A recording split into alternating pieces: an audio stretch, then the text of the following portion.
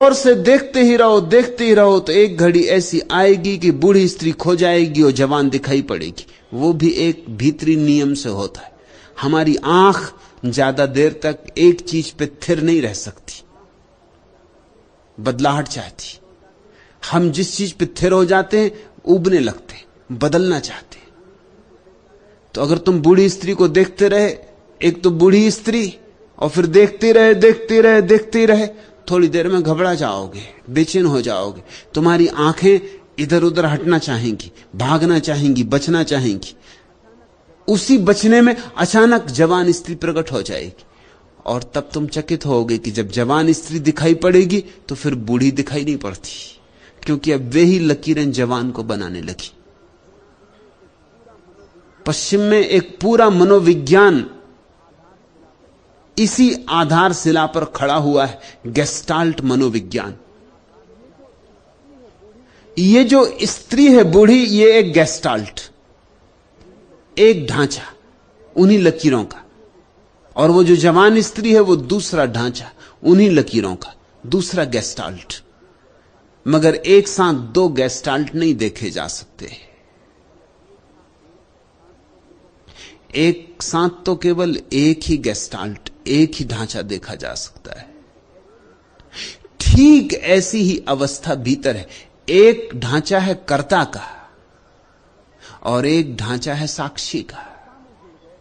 अगर कर्ता में जुड़ गए साक्षी नहीं दिखाई पड़ेगा, और साक्षी दिखाई पड़े तो ही दिया दिल का जलता हुआ मालूम पड़े।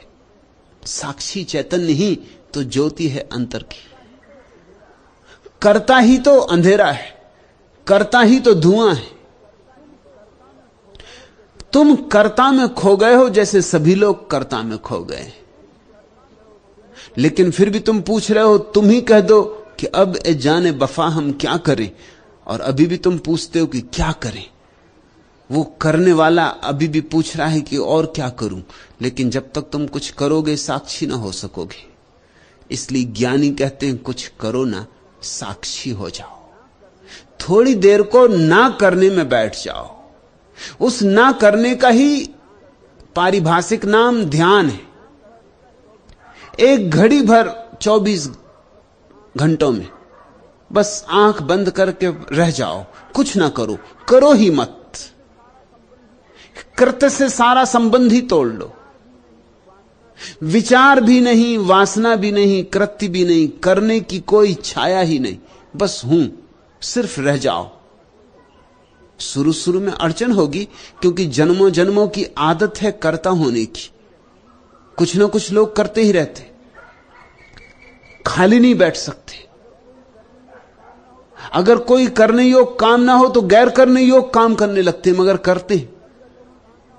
अगर छुट्टी का दिन हो, जिसके लिए 6 दिन से राह देखते थे, दफ्तर में बैठे कि छुट्टी आ रही, रविवार आ रहा, रविवार, और जब रविवार आता तो बड़ी मुश्किल में पड़ जाते, अब क्या करें। पत्नियां डरती हैं पतियों से रविवार को, क्योंकि घड़ी जो बिल्कुल ठीक चल रही थी उसको खोल के बैठ गए ठीक करने के लिए, जो ठीक चली रही थी। कि कार को खोल के बैठ गए जो कि ठीक चली रही थी। कि कैंची उठा के बगीचे में झाड़ों को काटने लगे। कुछ ना कुछ करेंगे,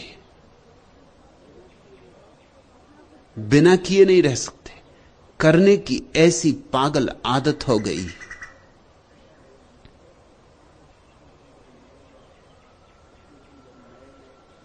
इसलिए तुम जब नए नए ध्यान करने बैठोगे तो पुरानी आदत लौट लौट के हमला बोलेगी। फिक्र मत करना, 3 से 6 महीने तक हमले होते। 3 से 6 महीने तक अगर तुमने इतनी हिम्मत रखी कि हमले बर्दाश्त कर लिए, और तुम रोज बैठते ही गए, तुमने कहा कोई हर्जा नहीं, कुछ न मिला तो कोई हर्जा नहीं, खोया भी क्या, कुछ करते भी तो क्या कर लेते, कर करके भी क्या पा लिया है। 6 महीने अगर तुमने ये तय रखा कि 1 घंटा बैठे ही रहेंगे, कुछ फिक्र ना करेंगे, जो हो, तो तुम एक दिन पाओगे अचानक एक नई सुगंध उठने लगी तुम्हारे भीतर। ऐसी सुगंध जिससे तुम परिचित नहीं हो। तुम्हारे नासापुट भरने लगे एक अपूर्व सुवास से।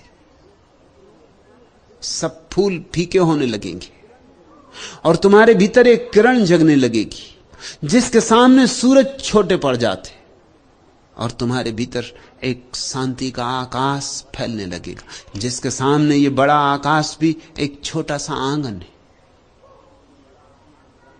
और जिस दिन ये अपूर्व क्रांति तुम्हारे भीतर उतरनी शुरू होती है,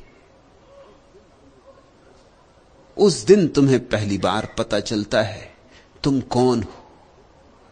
तुम बुद्ध हो, महावीर हो, कृष्ण हो, क्राइस्ट हो। उस दिन तुम्हें पता चलता है कि तुम कितनी बड़ी संपदा के मालिक थे और नाह की भिक्षा पात्र लिए भीख मांगते फिरते थे। कर्ता को जाने दो, और कर्ता में हमारा बड़ा रस है, क्योंकि कर्ता में ही हमारे अहंकार की सारी जड़ें। मैं करता हूं तो मैं हूं, और अगर मैं करता नहीं हूं तो मैं भी गया। इसलिए लोग बढ़ा चढ़ा के अपनी बातें करते, थोड़ा सा कर लेंगे और बहुत बढ़ा के बताएंगे। जरा सा टीला चढ़ जाएंगे और कहेंगे एवरेस्ट चढ़ गए।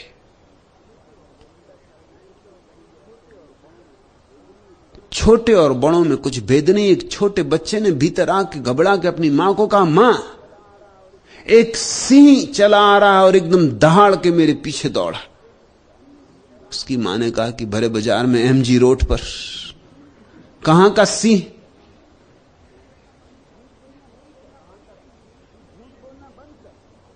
तू झूठ बोलना बंद कर, अतिशयोक्ति करना बंद कर। तुझसे करोड़ बार कह चुकी हूं कि अतिशयोक्ति मत कर, करोड़ बार। कुछ बहुत भेद नहीं है छोटे और बड़ों में।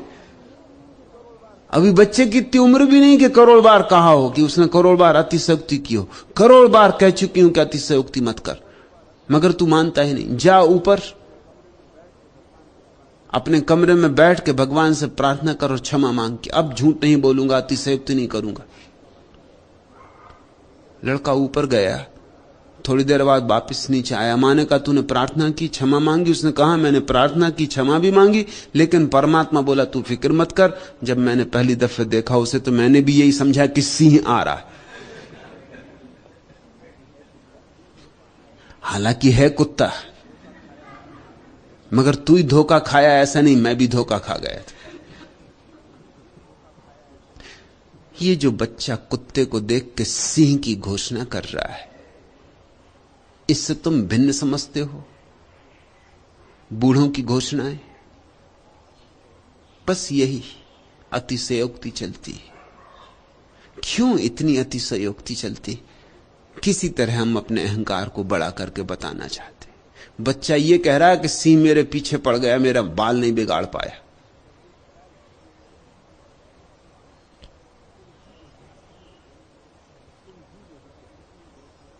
तुम भी यही कह रहे हो। जरा अपनी घोषणाओं को देखना, अपने वक्तव्यों को देखना।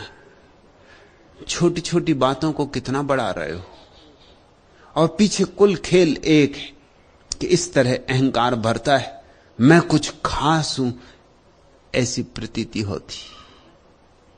जरूरत नहीं है ये प्रतीति की, तुम खास हो ही। इसकी घोषणा करना बिल्कुल ही व्यर्थ है। और तुम ही खास नहीं हो, यहां प्रत्येक व्यक्ति खास है। परमात्मा खास लोग ही बनाता है, गैर खास बनाता ही नहीं। तोड़ दो मन, अहम तोड़ दो, मत शिखर पर अकेले रहो, मुक्त मैदान में भी बहो। अंध क्षण में कभी ली हुई दंभ की हर कसम तोड़ दो। गीत लिखे न सूरजमुखी, चेतना हो दुखी की दुखी। काव्य लिखना जरूरी नहीं, कुंठिता हो कलम तोड़ दो। जिंदगी बंध गई झील सी, एक बीमार कंदील सी। आदमी के हितों के लिए निर्दयी सब नियम तोड़ दो। श्रेष्ठतम सृष्टि की सर्जना, व्यर्थ उस पार की वर्जना, स्वस्थ संशोधनों के लिए रूढ़ियों की रस्म तोड़ दो। स्वप्न वह जो कि पैदल चले, धूल जलती हुई मुख मले, सिर्फ रेशम नहीं जिंदगी, इंद्रधनुषी वहम तोड़ दो। एक ही वहम है इस जगत में, सारे वहमों का स्रोत एक ही इंद्रधनुषी वहम है, अहंकार का। तोड़ दो मन, अहम तोड़ दो, दंभ की हर कसम तोड़ दो,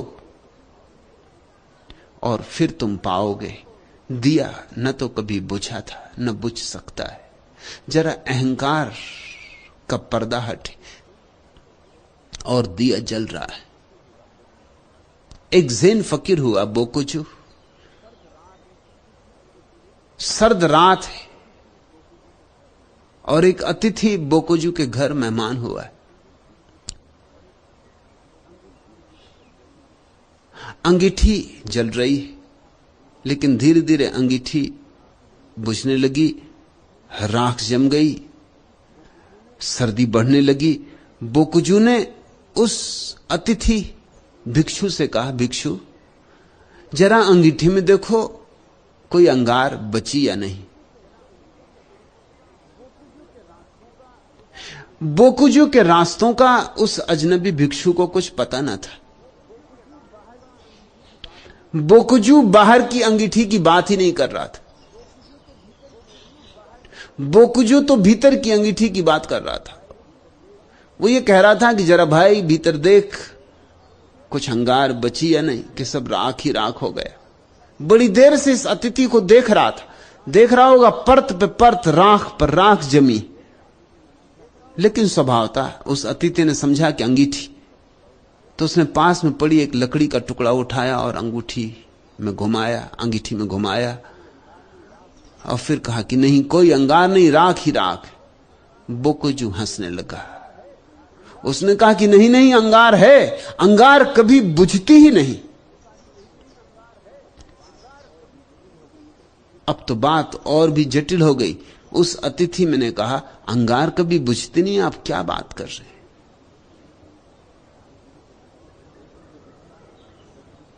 बोकुजू उठा, लकड़ी के टुकड़े को फिर उसने उठाया, अंगीठी में फिर घुमाया, खूब खोजा, और एक छोटा सा अंगार राख में कहीं दबा पड़ा रह गया।